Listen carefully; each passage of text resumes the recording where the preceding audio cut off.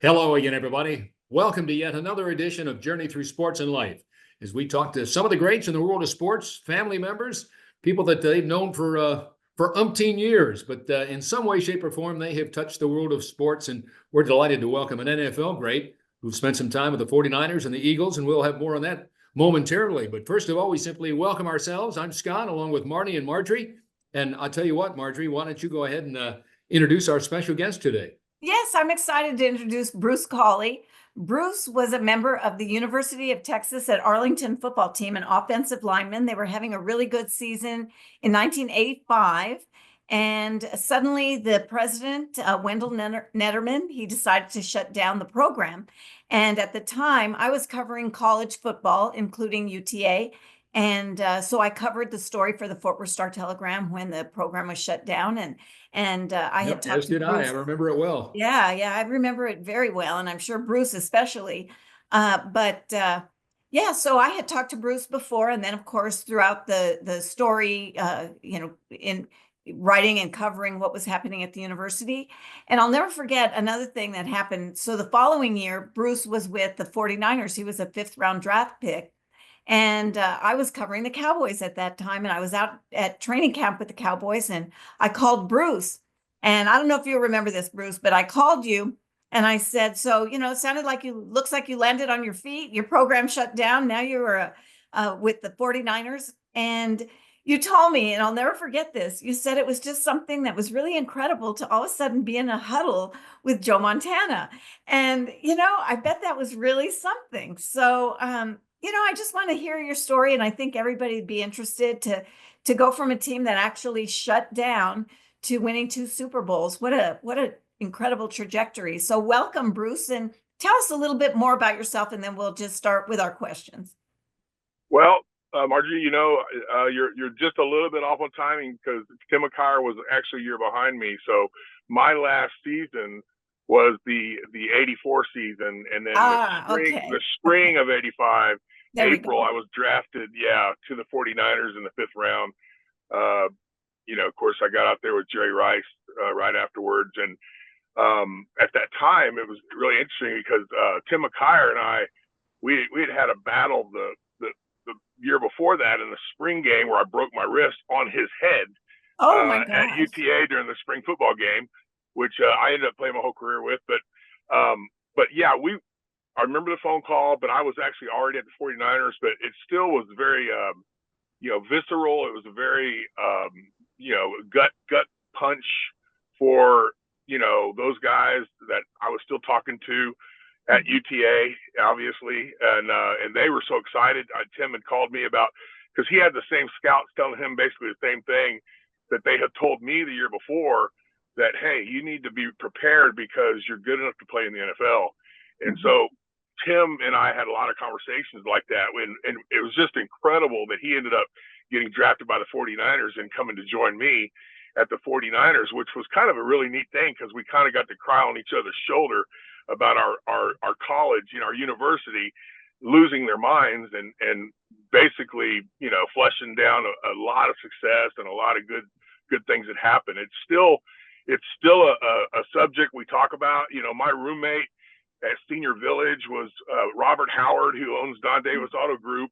And we go back for alumni stuff at UTA. We've been trying for years and years and years. And Coach Key, before he passed, he was a big advocate of bringing it back. And so it's something it's something that's it's a story to me of how teams still stick together. Like I still talk to all my teammates, no matter if the program's there or not. And we still hold out hope, that it'll happen. Well, I ended up getting a master's degree at UTA much later, and I'm holding out hope myself. So I wasn't on the football team, but I really hope they bring it back.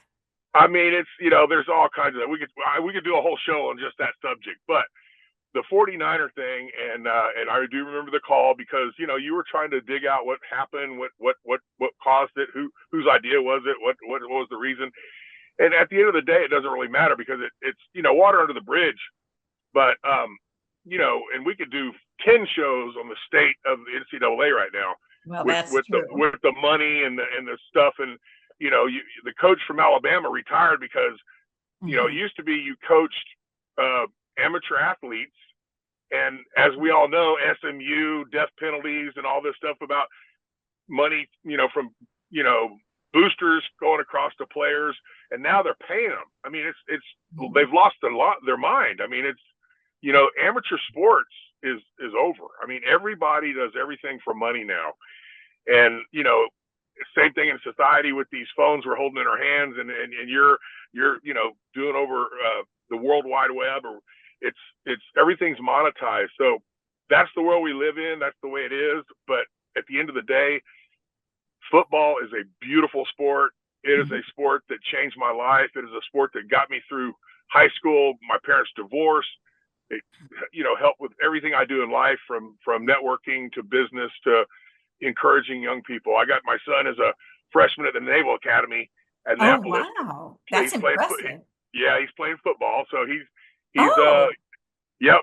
You're having quite a season. I think only 2 losses this year.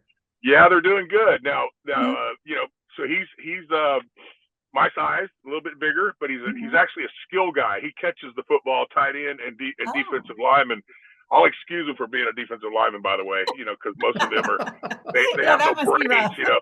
Yeah, but anyway, so you know, just back to the whole college thing and Tim McKyer and you know, the realization of coming from Texas and you know, smaller school. All of a sudden, you go to the NFL Combine, you grade out really well. All of a sudden, you're watching the NFL draft, and at that time, they used to take forever. And then I think it went through televised till the 3rd round, and then it went off the air. And I'll never forget getting that phone call from Bill Walsh. And you have to remember, you actually got it from Bill Walsh. It wasn't Bill Walsh. Yeah, well, actually, it was the general manager, and then Bill got on the phone. But so that would have been, you know, April 23rd was draft day. So that night, you know, and Bob McKittrick, my offensive line coach, was actually at the Combine in Tempe, Arizona. So that is spring of 1985. And the only 2 people that showed up for the after draft like get together that they had for the press was me and Jerry Rice. And that was very, you know, prophetic, because there was a 3rd round running back from Alabama who showed up to training camp like 60 pounds overweight. I think there was 3-4 other draft picks, and none of them made the team. So the 3rd round guy got cut. Jerry Rice and I, to this day, when I go, whether I see him in alumni or when he went to the, you know, Hall of Fame, when we high five each other, we say 85 and still alive, because Jerry thought he was going to be cut, but he played his whole 20+ career. Thought he would be cut. That's amazing. Every year. That's the secret to Jerry Rice's success, is that he played like he was going to lose his job every day. And I wish everybody played like that, because we probably see some incredible effort out there. I totally agree with that 100%. Yep. So beautiful experience. Love the, you know, just the whole thing with you know, the 49ers, and then of course going on to the Eagles. But anyway. So did you hear from your old college football coach, Chuck Curtis, when you were with the 49ers? I did. And I came back the first off season, you know, and that, you know, that was basically after it had happened. And I went to his funeral. So yeah, he was a really good man. And so was Bob Noblet. Bob Noblet was my offensive line coach, and when I was inducted into the UTA Hall of Fame, Coach Noblet actually called and said, "Hey, I want to do your little entry speech," and I said, "I'd be honored, Coach." Oh, that's and great. It was one of the most humorous speeches, because I had a lot of history at UTA of, you know, beer bottle in the face at that club down on South Cooper, and then I got stabbed in a parking lot in San Antonio, and oh my God, I broke my ankle drunk roller skating. There were all these stories that Bob Noblet, he got up there, and in that dry Midwestern just ability, we were all just about to fall out of our chairs laughing, because he would just list them, and then and at the end of these things he says, the hardest thing about Bruce Collie was keeping him on the football field. And that was it. Like that was the safe spot. That was the whole thing. It wasn't that this kid doesn't want to play or whatever. He says, I just couldn't, keeping him healthy and on the football field. That was my mission. Oh, So, that's funny. Usually you hear people say, stay healthy on the football field, but stay healthy so you can get on the football field. yeah, exactly. Well, I know Yeah. Marnie and Scott have some other questions, but I just want to ask Sure. another one before I shut up and give them a chance. But so you come from a team in Texas, you go to the NFL, and Yeah. all of a sudden you're in the huddle with Joe Montana. And you mentioned Jerry Rice, but was he already Jerry Rice at that point? Joe Montana was already Joe Montana at that point. You're right. Yeah.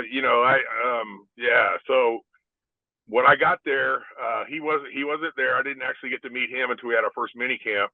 Mhm. And when there was only Jerry Rice, me, and we had a kid from San Diego Chargers, Torrey Nixon. Oh yeah. And so yeah. we were because you gotta remember April, May, June of 1985, the 49ers had just beat the Dolphins in January for Super Bowl 19.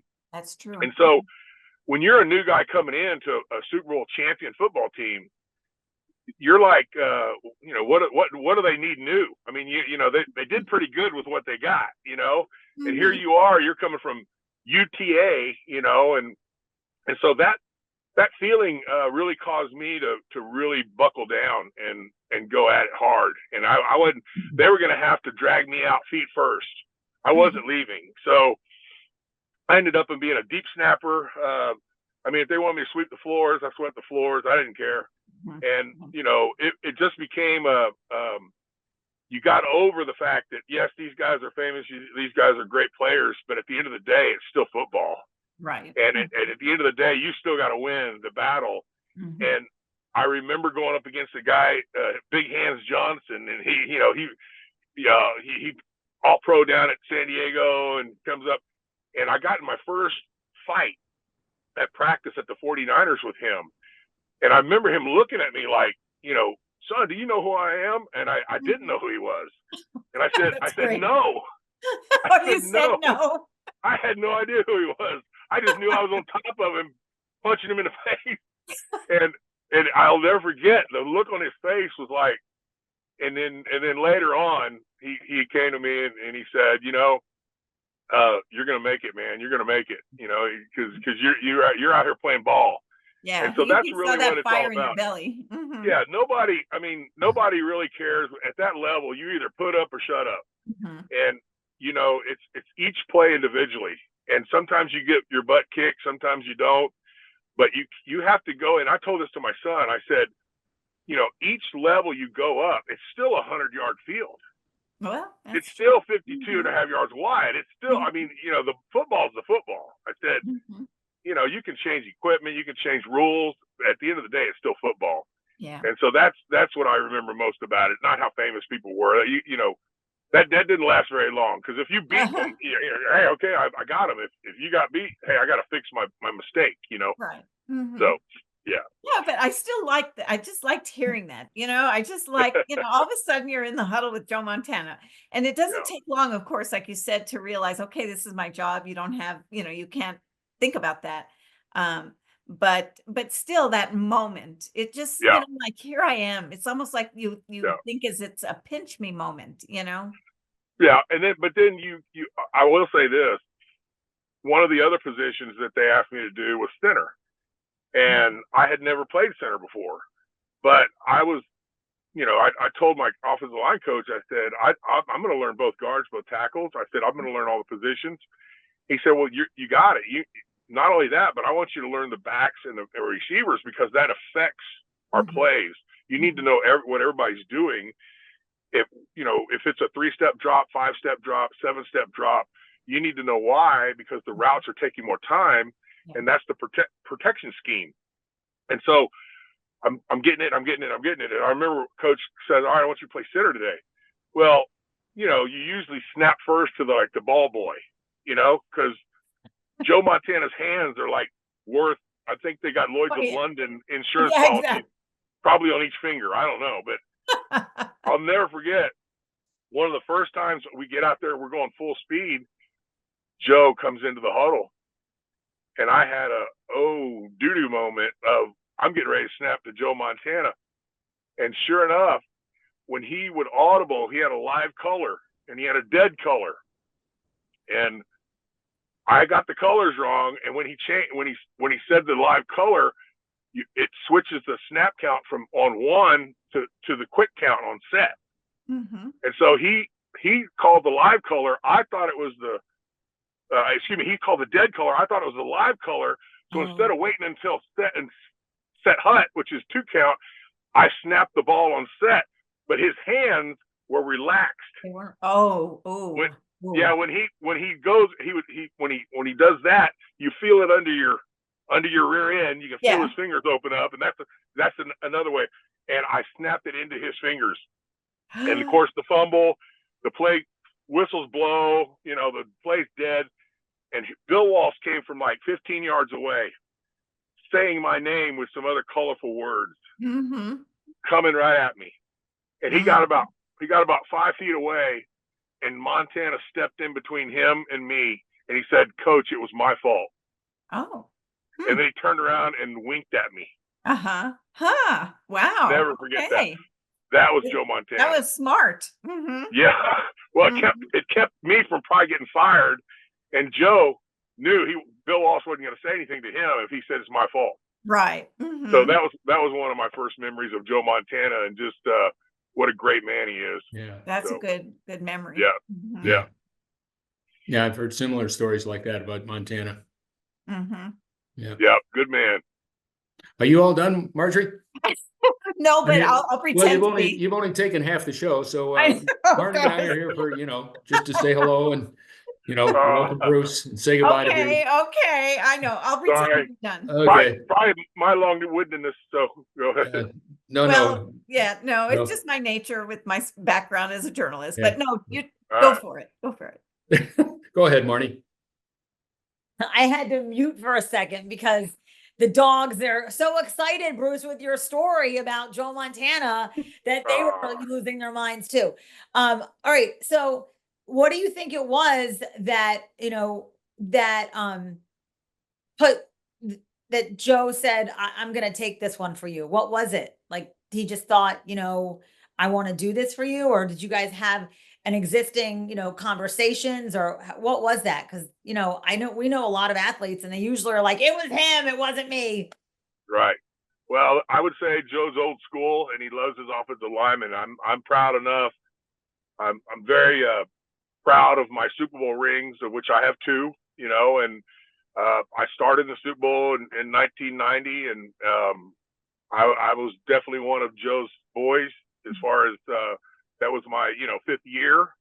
But this event happened in the first year. This event happened before we even knew each other really well. Yeah. Because Joe Montana is the kind of quarterback that understands that linemen are his bread and butter for Absolutely. a long career for him. And just he loves offensive linemen. I mean, I can tell you so many stories. I mean, we could do a 10-hour show just about how him and Steve Young and Steve Bono would come, and they wouldn't come in the meeting room. They would set their chairs up in the hallway and watch the film in red zone through the door, because as offensive linemen, we got to eat like 10,000 calories a day. So we're like little gas machines, and they would sit out in the hallway so they didn't have to smell us. And it was just, there was a difference between quarterbacks and offensive linemen, and it was a love that we had for each other. Mm-hmm. And, he knew I messed up. I knew I messed up. When he winked at me, we didn't have to say a word, because it would never happen again. Mm-hmm. But he's the kind of guy that, he wants to take care of you. I've got a Rolex watch with his name on the back of it. I was going to ask you. Bought if you got one of his Rolexes. Yeah, we used to laugh. Dan Marino gave his offensive lineman some leather gloves that he got for free from a sponsor. Montana bought us presidential Rolexes. So wow. it's just, and I'm not disparaging Dan Marino at all, but Joe Montana, I still love that man to this day. I mean, we don't get to see each other or talk very often at all, but he's just a great guy, great man. And he definitely was a huge part of who the 49ers were in the 80s and in the 90s. Even when I got back there in 92, I was back there for the end of the season. They called me, they needed help. That's why I got to retire as a 49er. And Montana knew that it was Steve Young's turn. But he knew he wasn't ready to quit yet. And then he goes to Kansas City and look at the success, So that success was all because of Joe Montana, Yeah, you talk about, you've used the word respect a couple of times. Every time somebody in the past, anytime I talk about Montana, I'm talking about even opposing players, say one of the most respectful guys in the NFL. And that's how he was. And that's why he still to this day has that reputation. And it was because of what you just shared with us. That's exactly right. So him and Dwight Clark, they were real good buds, and just that whole magic they had. And I miss Dwight. And Joe is show me one video, show me one time he's ever been caught doing anything off color, or he's just a quality guy, very good, very good. Yeah. You talk about Dwight Clark, of course, as you mentioned, we lost, it was a couple of years ago now, I think, that he passed, but it has nothing to do with what we're sharing. But you talk about Dwight Clark and Joe Montana. I'm on the cover of Sports Illustrated, the week of the catch, and I'm standing right next to Billy McAtee from NBC. Wow. And because Billy was working in Dallas at the time, just before he went to NBC, and Bill and I are standing there, and we think we're all set. We're going to the Super Bowl. And all of a sudden, here's this, the catch, as they say, and Montana to Dwight Clark. And I'm going like this. On the cover. Yeah. My parents to this day, that's a good picture of you on the cover of Sports Illustrated. Yeah. Right. Oh, we were just, couldn't believe it. Well, you got to remember, I was in my dorm room at UTA when that game was going on, and I was pissed because I was a Dallas Cowboys fan. Yeah. Well, I was just a punk kid out of school. I mean, it was one of my first, that was 1982, January 10th, 1982. I remember it was like it was yesterday. And oh my God, is this what I've got to be a part of now? Because I'd only been covering the Cowboys for a couple of years. And that was something. That was something. Well, I tell you what, you talked about some of the things you've shared with your son, with kids. How many kids do you have now? Well, we had 13 children. That's what I thought. Yeah, and we lost our daughter Devin last year at Oshkosh Air Show. Her and her husband, both pilots, she was flying a T6 Texan Warbird, and went down in Lake Winnebago there, and July 29th. Yeah, so but all of my other children are doing great. We've got I've got my number 11 grandchild just born. I've only got 5 more weddings to go. I'm 63 years old in June. I still got a 16-year-old and a 15-year-old in my house. Wow. So Unbelievable. 17-year-old and 15-year-old. So we're having a beautiful, beautiful time here down in Wimberley, Texas. We're out in the hill country between Austin and San Antonio. Right. And it's good stuff. So and I just want to say, I knew about Devin, and I'm really sorry about, what happened and everything. But I do want to say that when you talked about her, you talked about how she followed her dreams and to be a pilot. And it sounds like you do that with all of your kids, with your son now that's also playing for Navy and all that. It's important that you feel that it's important to teach them to really follow their dreams. Is that the way you were raised? Is that how you got into football? Yeah, my dad was an orthopedic surgeon in San Antonio. He was Army. I was born in Nuremberg. I was raised in San Antonio because he loved the hill country, and he loved hunting, and he loved everything about Texas. He was from Georgia. My mom from South Carolina, and they made a life here. But to have children, that want to follow in your steps is different than having children that you make follow in your steps. So we treat each one of our children individually. If they didn't want to play football, that was fine with me, but they all chose to play football. Looks like that Hanson, my number 10 child, it might continue to play after college. He's on the practice squad now at Naval Academy, because that's what they do with freshmen. That's just the way it is. but he's all gung ho and he wants to play on Sundays. So we'll see. We'll see. He'll graduate in 2028. The Navy does have a program, you know, like they did for David Robinson and all those, you know, people that get drafted or whatever. And I can't remember all it changes with each administration, I think, a little bit. But anyway, he's loving it, and I talk to him almost every day, you know, and when he's marching to class or whatever, or they call that, and but yeah, so yeah, just the love of sports, the love of excellence. You know, my daughter Devin was a pilot because I'm a pilot, and my wife and I, we had our own airplane for 12 years, and we have pictures. You know, we had a baby a year for 15 years, basically. You know, and so we ran out of seats, and that's why, you know, couldn't fly that plane anymore. But Ran out of seats. But people say, well, you know, are you still going to fly? I'm like, of course. My daughter died in a plane crash, but that has nothing to do with flying. I mean, she died doing what she loved. Yeah, I mean, that's it. What a way to live. You know. Yeah. So. Yeah.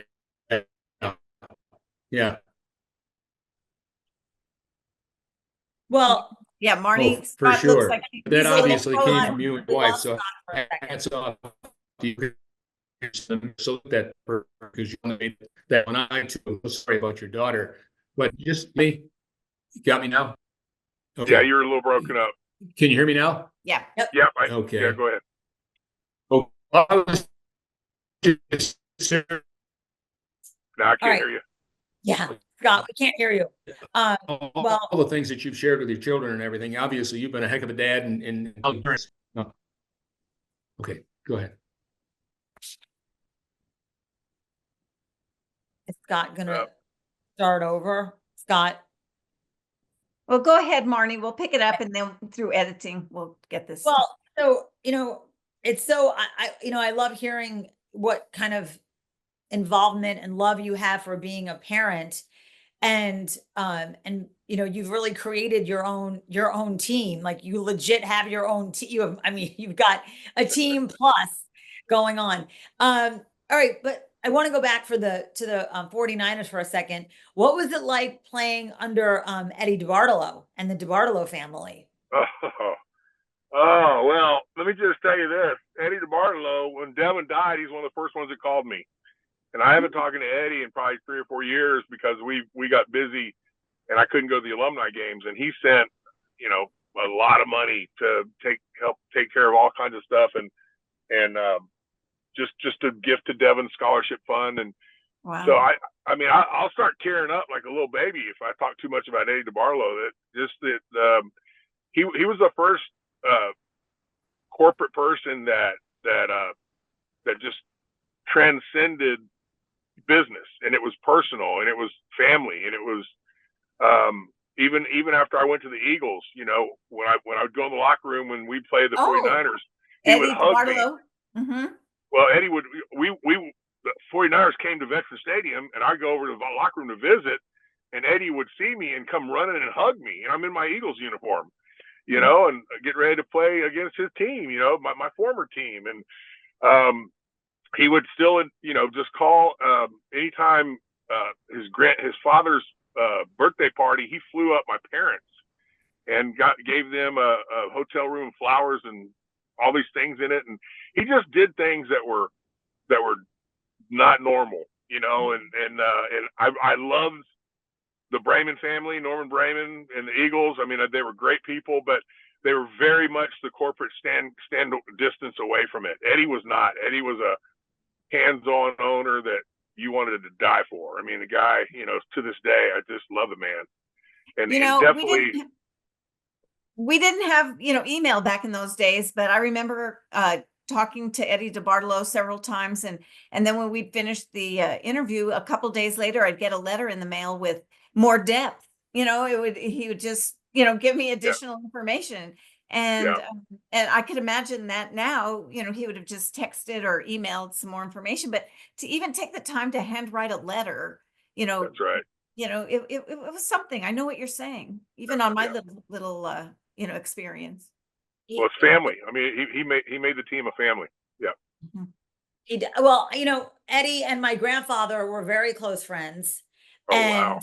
And, you know, it was the first time that I'd ever and you'll understand this, Bruce, because you like that I'd ever seen anything really luxurious in my life was going into the hotel in San Francisco and the detail that that Eddie went to making everybody feel welcomed, even though you were a competitor. I remember checking into the hotel room and he was like, and the store Wilkes Bashford, you know, we shopped at John Wanamaker's in Philadelphia. That was it. That's Like, awesome. you know, and he had a gift, you know, here, you might need a sweater because it gets cold here in San Francisco. We're not, you know, we're California, but we're not like Southern California. Just the detail, everything that they did. I know that, you know, and his father, and, you know, obviously was a great guy. My grandfather was very close with both of them. So Yeah.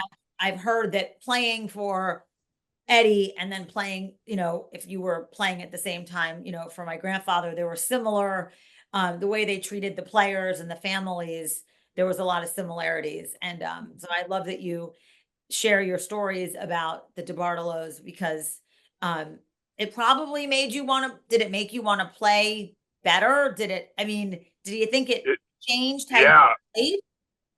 Well, it made you know, it made a lot of things more difficult. You know, we struck in '87 because we didn't have a players agreement, and nobody on the 49ers wanted to strike, but we were told we have to, and that was very difficult.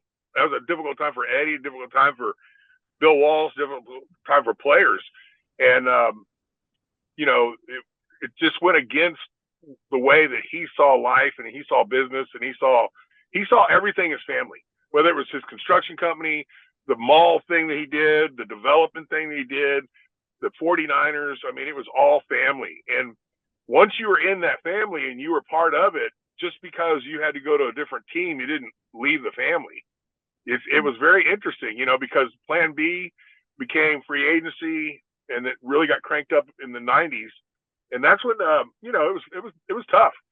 And then, of course, when he went through what he went through, and Marie had to take over and that kind of stuff, that was hard on him, you know. But he's still a part of the family with all the guys that played for him. Yeah. Well, Scott, your technical difficulties have ended, I hope. So yeah, jump in. Well, what I was talking about to Bruce before was, I just wondered, you know, you've got all those children. What's the most important message that you've shared with them? You talk about excellence and striving to be the very best they can be, and just staying focused on whatever they'd like to be a part of. But you don't see that a lot in some of our younger generation today. So I just wondered, what's your key to success as a great dad, as a great parent? What's the message there? Are there one or two things that you let them know this is most important? Because obviously you've done a heck of a good job. Well, thanks for bringing that up. You know, it's really interesting. I talked about football being a great sport. I talked about the coaches. You know, during my parents' divorce, they divorced each other 3.5 years, but it was from my freshman year to my senior year in high school, and so that, you know, that was a tough time. And they remarried each other, which was great. But you know, if it hadn't been for the coaches I had at Robert E. Lee High School in San Antonio, that was very old school coaching back then. It was very hands on. There wasn't any of this political correctness. If you were being a dumbass or whatever, they would tell you. You know, they would grab you by the face mask and they would shake you around a little bit, and there was consequences. You know, like you know, you could be physically, and we had licks back then. That's what they called it, when you had to go to the principal's office and get the paddle. And it's really interesting because even as we've matured as a society, or progressed, or maybe regressed, I'm not sure, you still have coaches that affect players. And I'll say this, my high school experience, my college experience with Bob Noblet, and then Chuck Curtis and his assistant coaches, all had effect on me. But Bill Walsh was huge. Bill Walsh was a coach that really taught me how to see things from a lot farther up or a lot farther back. And I'll give you an example. You know, I was playing all the positions on the offensive line, backing up Randy Cross and Keith Farnorth and Fred Quillen and Bubba Parrish and and you know, me and Guy McIntyre, Jesse Sapullo was kind of the same role. And we got to a point where Bubba hurt his left knee. This is an 86. And so Bill Walsh calls me in the office. He says, how do you feel about left tackle? I said, Coach, I love left tackle. I love it. And I had never played left tackle, and it's a left-handed stance, which is backwards. Yeah. So I'm starting, and we were going to RFK Stadium to play the Redskins, and I had to go up against Dexter Manley, who Dexter Manley was an all-pro, cocaine aided, chemically aided football player. Now, no dispersion to him. He would tell you that personally, but great defensive end, except he was just very quick. And I had a really good game, but I messed up one time, and obviously he got by me, and I tackled him, man. I'm going to tell you right now, I was not going to let him hit Joe. And, of course, the flag comes in, and of course, he has to throw this pass, and it's a good pass, and we end up losing that game. And, as when that happens to a player on something like that, you think, man, I'm a second-year guy. And it was a long flight from Washington, D.C. back to San Francisco at like 3 o'clock in the morning or whatever time it was. And it was Monday Night Football, I believe. And anyway, so we get back, and I'm thinking, man, I better get to a locker room early, because I heard like when they clean your locker out, that's it, you're gone. And so I got there before the security guard, and we got in there, and then I'm thinking this first meeting, what's going to happen? My locker wasn't cleaned out. The meeting went fine. We get into the team meeting, and we always watch the film with Bill, the sideline reel, and he gets to the play. And as he gets to the play, I'm getting lower and lower in my seat because I'm thinking, here it comes, man, here it comes. Well, the play happens. Nothing said. So the next play boots up. And all of a sudden, the house lights come on. And Bill had walked from the back of the room to the front of the room. And he's looking right at me. And I'm thinking, oh, damn, he's going to fire me in front of the whole team, for this screw up I had last play. And he said, we all know what happened to Bruce Collie on the last play. And Bruce Collie, Bob McKittrick's going to work on your footwork. This is what we think you did wrong. He said, but that irregardless, and he looks back at the team. He says, but I want y'all to watch Bruce Collie on this next play. Play comes up. I'm trying to remember what I did. I remembered I took Dexter Manley for about a 7-yard ride and buried him, and then sat on top of him and did terrible things. And then the house lights come back up, and he says, that Bruce Collie, pointing right at me, he said, you did not let that last play affect your next play. And he looks at the team, he says, and that will win championships. He says, we all know the guy, that was one of his favorite phrases. We all know the guy who messed up on the last play, and he's not over it yet. And he's laid off the ball, and he screws up the next play, and that's when we had a problem. Mm-hmm. He says, Bruce Collie, somehow, some way, you knew you screwed up on the last play. You didn't, you put it in the compartment, and we used to have a saying, it's in the can, because we used to have that film, that 16 millimeter. Mm-hmm. You remember the projectors that had the reel? Definitely. Yeah. Mm-hmm. So that's what our saying was. When you messed up, it's in the can. Okay? We'll fix it tomorrow. We're not going to fix it right now. You need to move on. It's not the mistakes you make in life. It's what you do about them. And when Bill Walsh said that, I took that to parenting. I took that to my kids. I took that to, Bob McKittrick put a speech from Winston Churchill on the wall in the offensive line room. And he said it was one of the greatest speeches he ever gave, but it was so short because he said, never, never, never give up. And he said again, never, never, never give up. And, there's all kinds of different versions of that story. But the point is he didn't have to give a big speech. Mm-hmm. And that's one of the things that all of my kids know is that you never, never, never give up. You don't give up on marriage. You don't give up on your kids. You don't give up on your boss, your work. You don't quit, and you take personal responsibility. And that's what I got from the 49ers. That's what I got from the coaches at the 49ers. And that's how we operated as a team. And, we called out what needed to be called out. But I think today we have, with all this social media and all this keyboard warrior stuff, where people bring up stuff from so long ago and they just keep, nobody gets grace anymore. Nobody gets, the benefit of the doubt. And that's one of the things that I think was huge with the 49ers is we knew we had problems, we messed stuff up, we fixed it, and we moved forward. And we didn't spend a lot of time rubbing your nose in it, because the next play you might screw up. Yeah.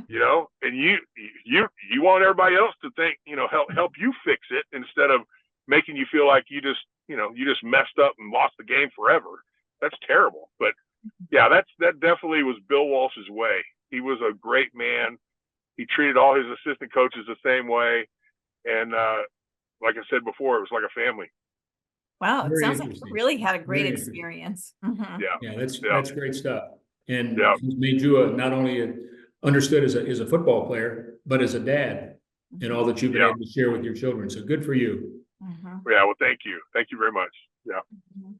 Marnie, jump in here. Well, all right. So when you leave San Francisco, you go to Philadelphia. Yeah. Yeah. People would say that's Well, rough. yeah. So there's a whole thing with that as far as my faith in God. I was a church fake all the way through my 5th year. So that would have been after the start of the foot. There's so many stories I could tell. I flew strippers to the Super Bowl, for crying out loud. What an idiot! I did crazy things in my first 5 years, and it was all trying to chase life. I wanted to feel life, but it was after every one of those episodes of doing all these things, at the end of the day, I not only didn't feel life, I felt more empty. And so that's when my mom kind of got involved, because I called her from training camp in 1990, and I said, I'm going to quit the 49ers and come home. And she asked me a question I couldn't answer. She said, what are you going to do with your life?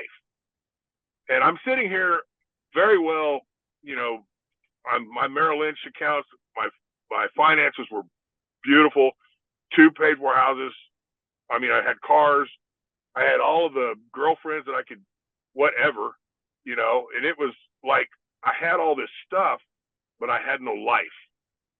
And so then the next question, all those thoughts went through my head in about 2 seconds. The next question was, do you have a Bible? And I had to say, no, I don't have a Bible.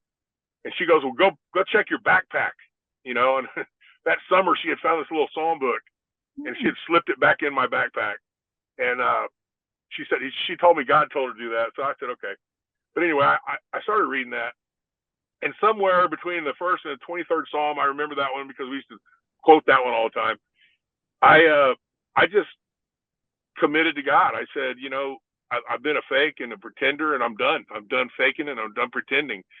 And I just went through the whole thing with the cross and the payment for my sin and the resurrection. And as best I could believe that second, I said, I believe. 2 weeks later, I go in the locker room right after the last week of training camp, had a great game. My parents were there. My dad dropped me off at the locker room. I went into my locker and my locker's cleaned out. And I went upstairs and I went to the Coach Seifert's office, and he's just like shaking his head, and he gives me a hug and shakes hands, and he hands me, plane ticket. And so the Eagles, hey, you're off to the Eagles. And I said, okay. And, you go to the airport. My dad had to take me to the airport. My mom's crying. They don't know what's going on. They had to fly back to Texas. I get on the plane, get to the locker room at the Eagles. I walk in. It's Tuesday morning. I'd flown all night. Tuesday's the player's day off. I walk in the locker room. There's a guy named Matt Darwin. He was an offensive guard, came out of A&M. He's sitting in his locker, only guy in the locker room, and he's reading the Bible. And I pulled out a chair and I sat next to him, and we started talking about A&M and Texas and all this stuff. And then Reggie White comes walking in. He's standing there. And then Randall Cunningham comes walking in, and all the Bibles. And it's just so funny, man, because Randall Cunningham is a mega church pastor now in Vegas, right? Yeah. Yep. Matt Darwin loves the Lord. Reggie's with the Lord. High-fiving my daughter up there. But, it's just an amazing thing that happened because God just picked me up, put me down. Within a couple of weeks, I've got a buddy of mine, and he knows this girl, and he knows I want to get married. And so he introduces me to her, and her name ends up being Holly Collie. So I met Holly there.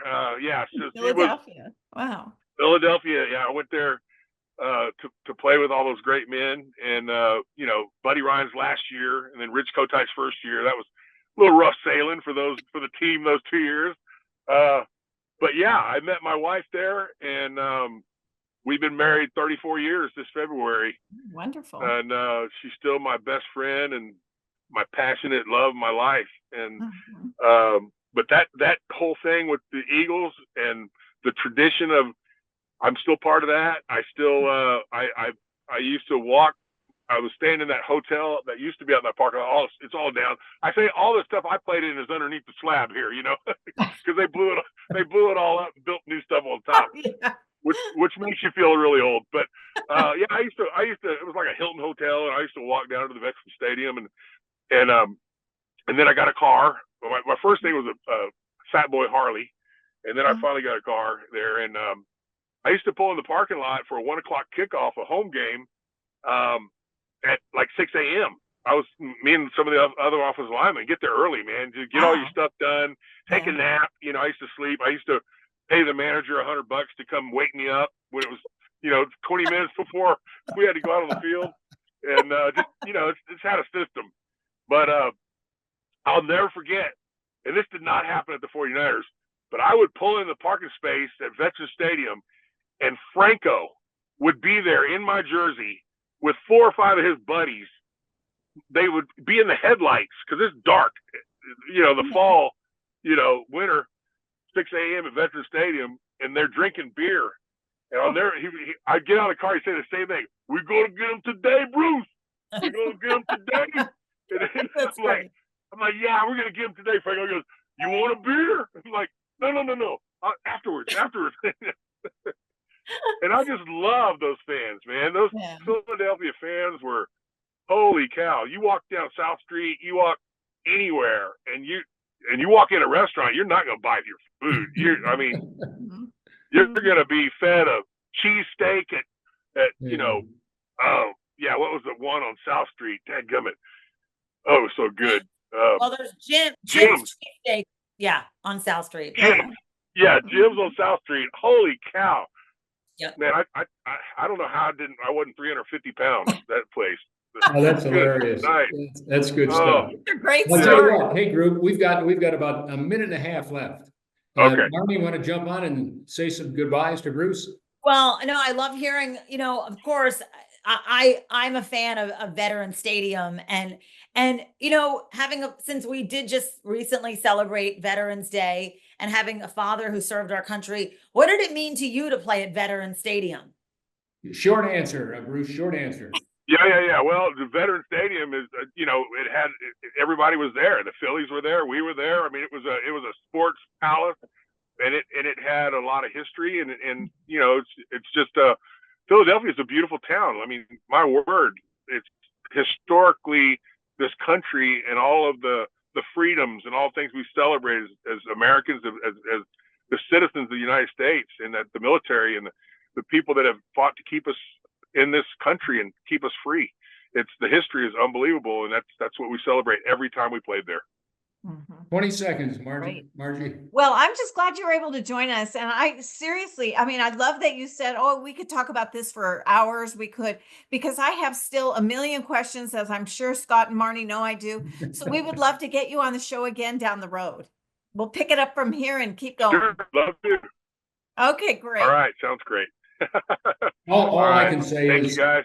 no, all I can say is reiterate what they both shared, but you've been outstanding. And I love a guy that has the heart that you do and the head that you do about what you do with your kids and how you stay focused and you show respect and just the things we need in our world right today. So thanks for being a role model to us all, Bruce. We really appreciate it. Thank you. Thank you for your great work too. No. Yeah. So on behalf of Bruce Collie, our special guest, All Marnie, Marjorie, and I'm Scott. Till next time, stay safe, be well. And that's it for this edition of Journey Through Sports and Life. So long, everybody.